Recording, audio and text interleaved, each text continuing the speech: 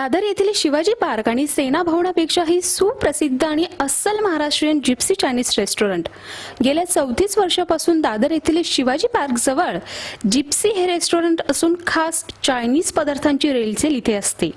कॉर्नकन, Shanghai chicken, Shanghai fish, मिंग आणि Malaysia rice हे जिप्सीमधील स्पेशल डिशेस आहेत. आणि जिप्सीचं वैशिष्ट्य म्हणजे नूडल्सचं उत्पादन ते स्वतःच करतात. तसंच त्यांच्याकडील सॉसेस बाजारात इतर कुठेही मिळणार नाहीत. दादर तसंच मुंबई बाहेरील चायनीज शौकीन जिप्सीला आठवड्यातून एकदा तरी भेट देतच असतात. कॉलेज, तरुण तरुणी, जोडपी, फॅमिली सर्वच या रेस्टॉरंटमध्ये येतात. राजकारणी तसंच सिनेसृष्टीतील कलाकारांनी सुद्धा जिप्सीला भेट दिली आहे. जिप्सीबद्दल आणखीन वैशिष्ट्य जाणून घेतले जिप्सीचे मालक राहुल लिमये यांच्याकडून. पाहुयात ते काय म्हणाले. नमस्कार, मी महाराष्ट्रीयन चॅनलमध्ये आपलं स्वागत. आज आपण आलेलो आहोत जिप्सी रेस्टॉरंट दादरला आणि आमचे समोर आहात त्यांचे शेफ मॅनेजर शिवाजी सर. नमस्कार सर. नमस्कार सर, आमच्या प्रेक्षकाला माहिती द्या की जिप्सी रेस्टॉरंट हे दादरचा एक लँडमार्क आहात, बरोबर?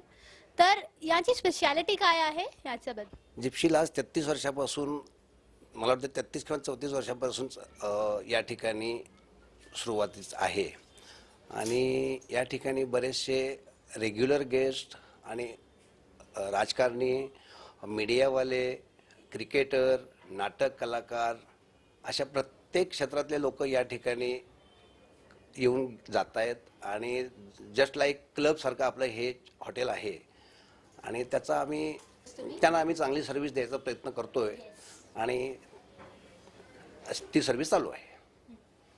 आणि याच्याबद्दल विचारायचं झालं तर तुम्ही काय सांगाल, कोण कोण येत आहे?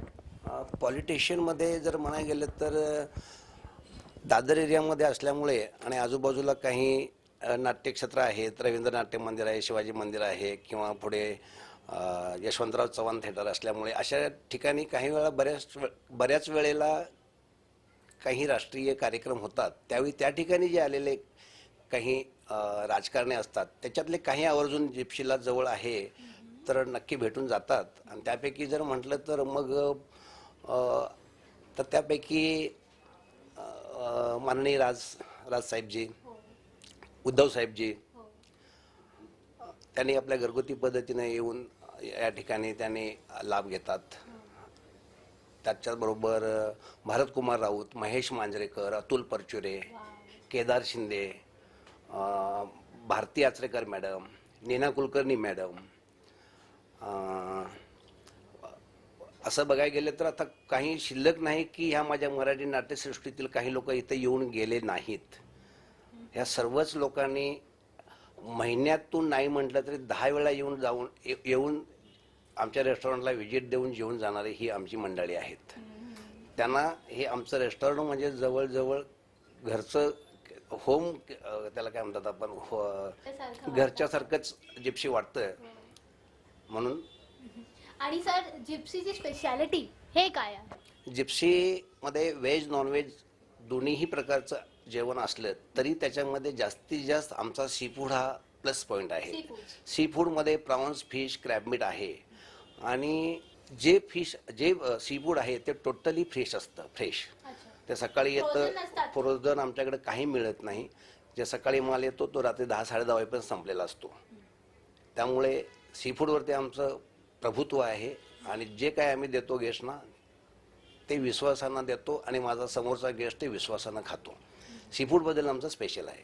त्याच्यामध्ये जर का म्हटलं तर शांघाई फिश हा आमचा प्लस पॉईंट आहे. Shanghai fish, pan grilled pomfret, fish bell pepper, steam pomfret, green garlic sauce, prawns pepper salt आणि त्याच पद्धतीनं आता सध्या नवीन पद्धतीनं बरेचसे गेस्ट तेल लेस ऑइल खाणारे लोक असल्यामुळे steam wontons, sauteed bean sprout, mushroom chilli dry, pot rice. त्यामुळे आता आजूबाजूच्या परिसरामध्ये घडणारे बदल म्हणून आम्ही हे प्रकार करतो आणि त्याच्यामध्ये आम्ही सक्सेस झालेलो आहोत. खूप छान सर, खूप छान. आणि तुम्ही तुमचा महत्त्वाचा वेळ दिला त्यामुळे आम्ही खूप खूप आभारी. जय हिंद, जय महाराष्ट्र. जय Maharashtra. All right, now we have the restaurant manager, Mr. Alex, with us. Let us chat and know more from him about Gypsy, the restaurant, which is a landmark, as I said, here at Dadar area. Hello, sir. Yes, good evening. So please tell our audience that what has been the speciality till date. Why is the people all over from far off also, if I say New Bombay, they all know where Gypsy is and what is it famous for. So people come here and grab their famous dishes. What has been the speciality all over? Now since we all know that Gypsy as a restaurant is as famous as Dadar area is, it is a landmark at Dadar. So what has been the success mantra for Gypsy to have this continue efforts as well as a growing success which is coming day in and day out to it? What has been the success mantra altogether? Ma'am, this journey of Gypsy started 32 years back. Now it is Mr. Rahul Limai, who was a graduate in the Institute of the Hotel Management. He's shown us the way. He designed the kitchen according to the needs of the local area. So he thought that time there must have not been a good Chinese restaurant out in this side of vicinity. So he's gone in for the Chinese food. He's taken care of the guest in such a way that they have to come back. Now you could say we are catering to the third generation of the guests who are coming in. And then you could say the friendly service, we don't take the guests for granted.